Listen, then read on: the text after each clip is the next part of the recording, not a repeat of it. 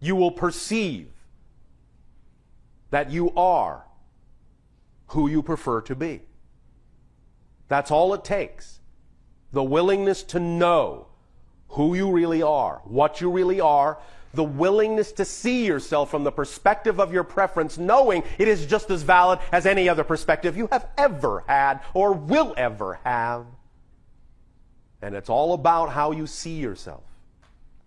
Knowing that each is valid, each is true, that all truths are true, that all paths are valid. And just another way of being who and what you are. Give in to that would be my suggestion. The rewards are great. And we talk of knowing. Knowing in some sense is that which is beyond believing. Knowing is that which is ingrained within you without even thinking about it, beyond a shadow of a doubt, without hesitation, without even the concept of process.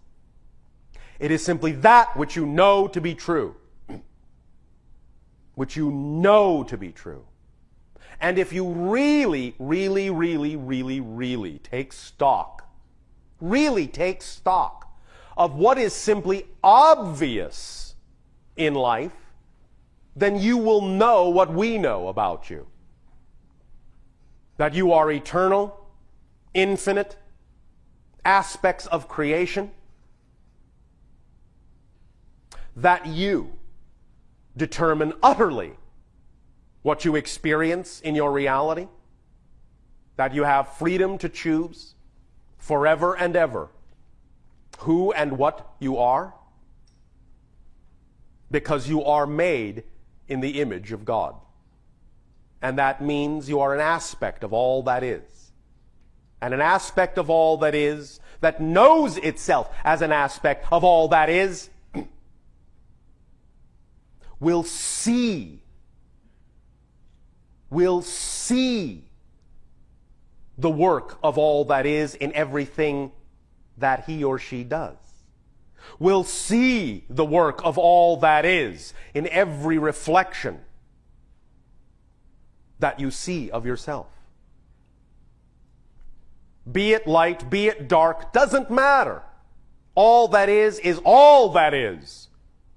Without exception, without exception, without exception. All that is unconditional, without condition, without condition, without condition. This is the thing we mean when we talk about letting it be obvious. For even if many of you would only simply follow the literal dictionary definition of such words as unconditional, when you apply them to all that is, that knowledge alone would erase most of your questions and doubts. For if you truly believed, if you truly knew that when you say that all that is truly unconditionally loving, that you really mean it is unconditional, then there would be absolutely no condition, no circumstance or situation in which all that is would ever do anything that would be less than unconditional in its love for you. And that right there would allow you to know there is no need to judge yourselves, find yourselves wanting, lacking, unworthy, undeserving. Because if all that is loves you unconditionally, why not take its word for it? That you deserve it. Now, you can argue with God if you want, because that's your right. God loves you so unconditionally that it allows you to disagree with it, that you are unconditionally loved. And that shows you exactly how unconditionally loved you are, because you can actually know or believe or think or experience that you're not unconditionally loved. And that is real unconditional love. Doesn't try to make you believe you're unconditionally loved. Doesn't force you in any way, shape, or form to believe or to know you are unconditionally loved. That's how unconditionally loved you are. So take that to heart as an obvious indicator that if you are allowed to think you are undeserving, then you are certainly allowed to believe you're anything else that you want to believe, that you want to know that you are. Why not? Perhaps more of you would find greater benefit in your spiritual path, in your spiritual growth, in your spiritual pursuit, if instead of asking why, more often you would ask why not? Why not? And to understand that physical reality as an experience is no less spiritual than any other experience, because you are spirit. It has been said many times on your planet by those that understand and recognize that you are not humans having a spiritual experience. You are spirits having a human experience. So allow yourself to understand that the human experience is just as spiritual as any other experience, because a spirit is having it. How can it be anything other than spiritual? A spirit is having the experience. And so, as many of your Zen masters say, chopping wood, carrying water, the so-called normal things of life can be just as spiritual an act as anything.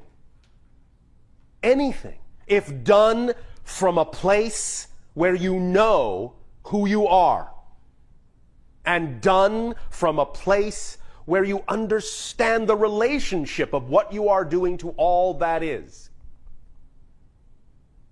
and done from a place where you know that it is simply one valid way, just one, out of an infinite variety of ways to express all that is, to have an experience of all that is, for all that is to have an experience of itself. All that is, when it experiences itself, chopping wood, carrying water, cleaning out a closet, does those things, in that sense, as all that is, in the way that all that is would do it. You can too. Remember that everything is neutral. The meaning you give it is the effect you get out of it. So if you chop wood, carry water, clean your closet as if it is somehow beneath all that is dignity to do such a thing, you will only experience it in a limited way. And all the frustration and resistance will come to bear that are part and parcel of the idea of viewing something as beneath, not worthy of, less than. But if you do it as all that is, then you will find the miracles and the magic are the natural order of things. And the idea of chopping wood, carrying water, cleaning closets will be done in a manner that is itself an expression of joy. And you never know what that actually may mean. You may actually wind up physically doing it yourself, or by staying in the appropriate state of being in unconditional joy with the idea that everything is an expression of all that is, then you may find that you will attract into your life synchronistically some unexpected methodology by which that thing will get done, and it won't necessarily be in the way that you thought. Perhaps someone will simply knock on your door and say, "I'm here to clean your closet for you." Perhaps you will open the closet door and all of the stuff will simply be gone. Or perhaps you will roll up your sleeves and say, "The time it's going to take me to clean this closet is going to give me the time I need to think about a process I'm going through, and it will be the perfect amount of time, and by the finish of the cleaning of the closet, I will have come to a conclusion that I need to come to. So I will use it as a meditation." There are infinite ways in which you could look at this if you come from the perspective of doing it from the viewpoint of all that is. The point is, your imagination will illuminate, and your synchronicity and life will illuminate for you What would be the path of least resistance and the most joyful way in which something can be experienced if you will come from that vibration and not the vibration that somehow this can't possibly be something that has anything at all to do with what I really should be doing. But if that is what you have created, then at that moment, you have created it in your life for a reason. Even if you've created it so that you will know you never want to create it again, it's still there at that moment for the reason to learn that lesson. So using it fully will allow you to learn the lesson and find out you may never need to do that again. But in order for you to find that out, you have to use it for what it is when it's there. Because if you ignore it, it's like not seeing a stepping stone and not stepping on it, refusing to step on the next stepping stone and yet wanting to get to the stepping stone beyond it.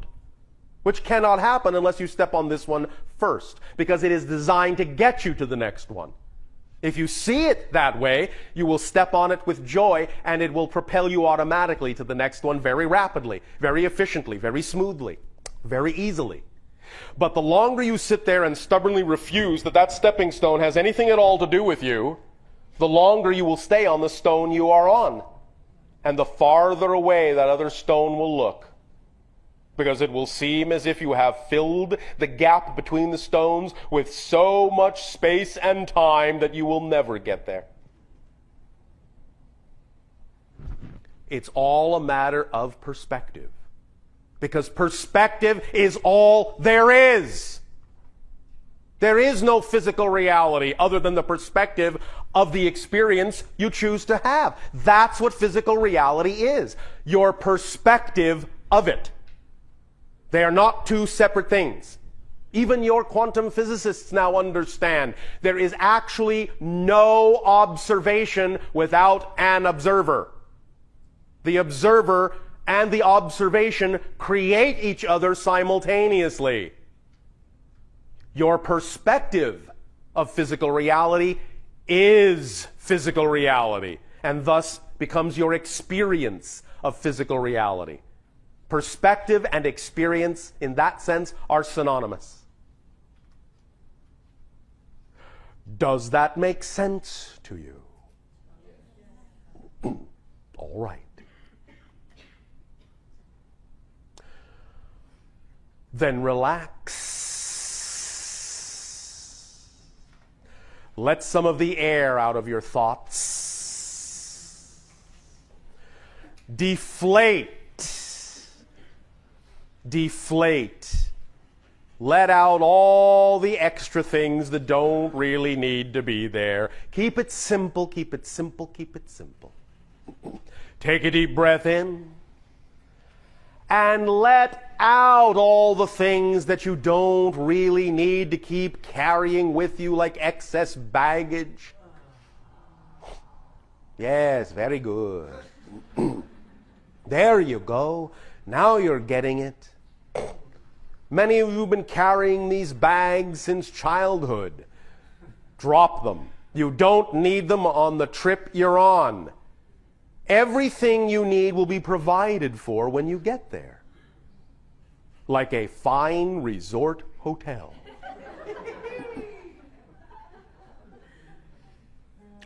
You are going to a spa, and everything you need is there. Everything. Transportation, clothing, food, relaxation, enjoyment, scenery, people, discussion, everything. Everything you need is already there. Stop toting along all those heavy bags. There's no room for them on the plane. It's a very small plane. It's a tiny little plane.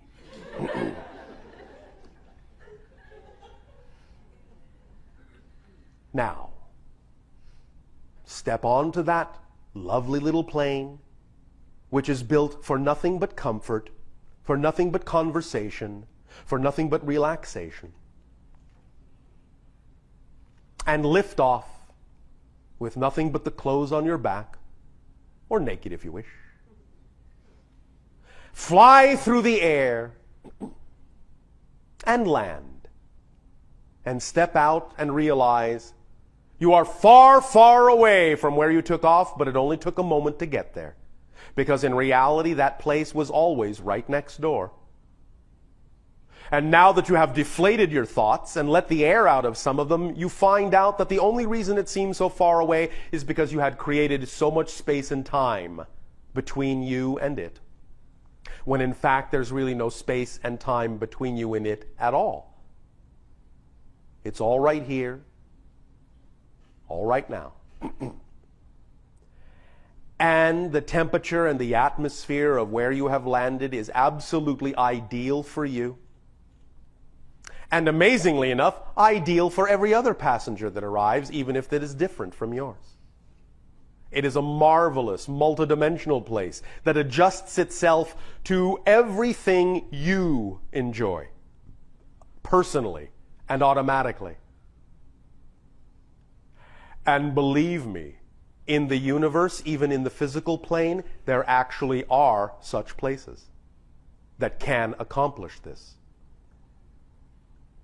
Where no matter how many people go to a location, everything about the location adjusts itself automatically to every single individual, no matter how different it may be from the individual standing right next to them. So you are at one of these universal resorts that knows you exactly who you are, reads your vibration like a book, and exactly reflects the knowing part of yourself, the deserving part of yourself, the loving part of yourself, the creative part of yourself, and reminds you that these are actually not parts, but that these are states of being that are the whole of who you are when you choose to be. It reminds you of this constantly. It bathes you in a vibrational atmosphere of constant support of being totally who you are at every moment, without worry, without thought, without control, without manipulation, without scheduling, without time. Everything unfolds perfectly, perfect timing. You find yourself interacting with whom exactly you need to interact with, when you need to interact with them. You find yourself winding up in exactly the room in the resort you need to be in, exactly when you need to be there, and staying for exactly how long you feel like staying. And as soon as you leave and go somewhere else and show up, everyone turns and says, "You're right on time."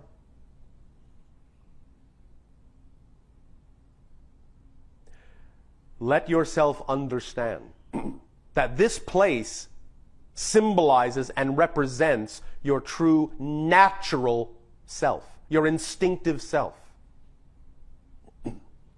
The you that knows who you are without thinking about it.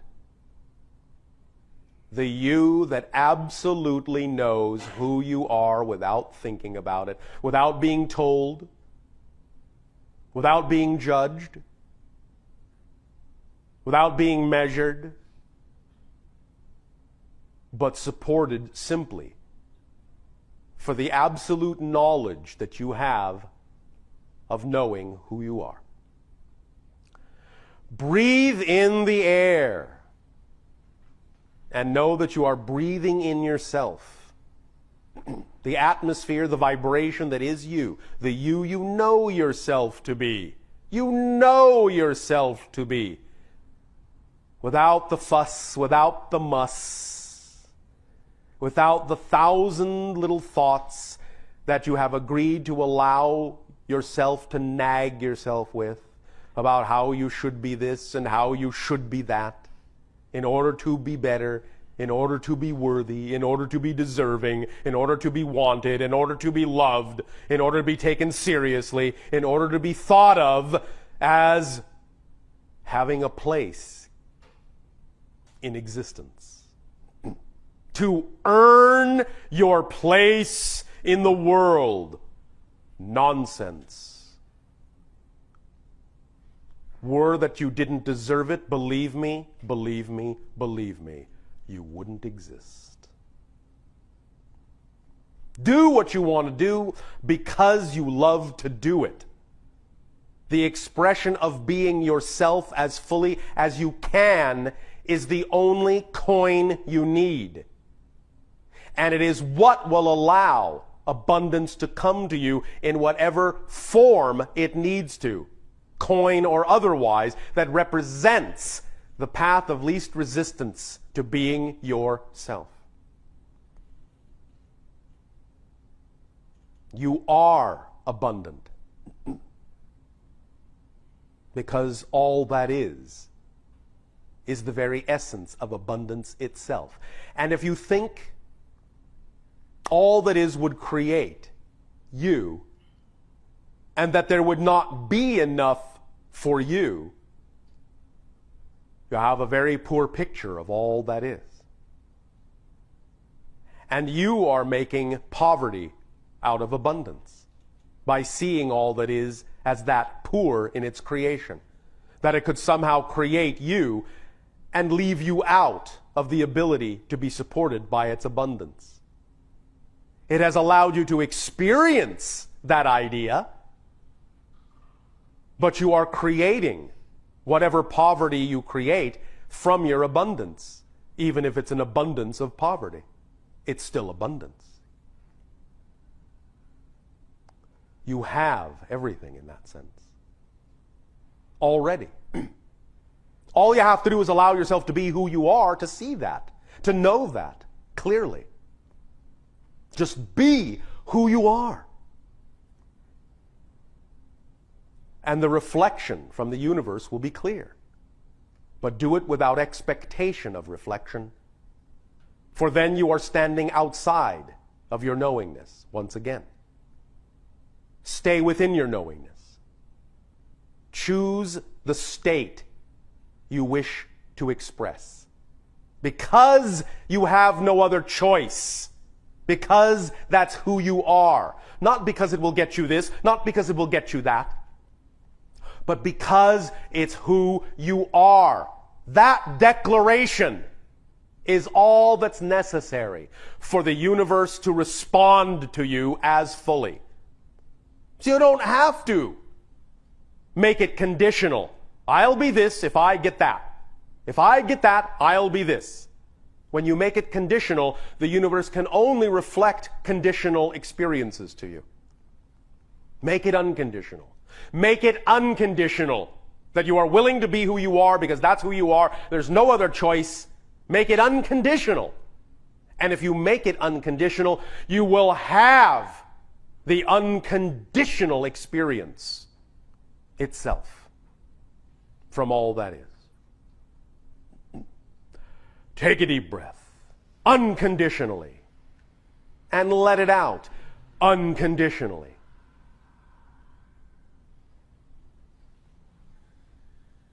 Congratulations. What is the time frame remaining for this transmission? 15 minutes. Within what you call your 15 minutes, which to me could be yesterday or tomorrow, or right now, and which to you can also be the same. Allow yourselves to ponder for a moment what it really means to feel unconditionalness, absolute lack of expectation, absolute lack of judgment, absolute lack of lack, unconditionalness. Where you know,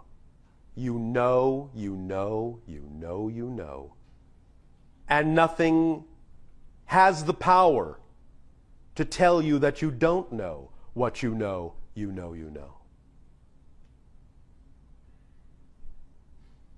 Relax into that understanding. Relax into that feeling. It is your birthright. It is who you are. It is who we are actually speaking to when we speak to you. You may think we're speaking to your personalities, and obviously we are including them. But the direct communication is from who we know we are to who we know you are. It is between our knowing selves. So in that you have co-created this interaction. Understand. Understand. Stand under this foundation. Support it. Understand that whatever symbol we represent to you in terms of our ability to know is just a reflection of what we see in you, or you would not be able to experience it from us. It's just that in these interactions, you are willing to allow us to reflect back to you who you actually are. You can do that anytime you wish.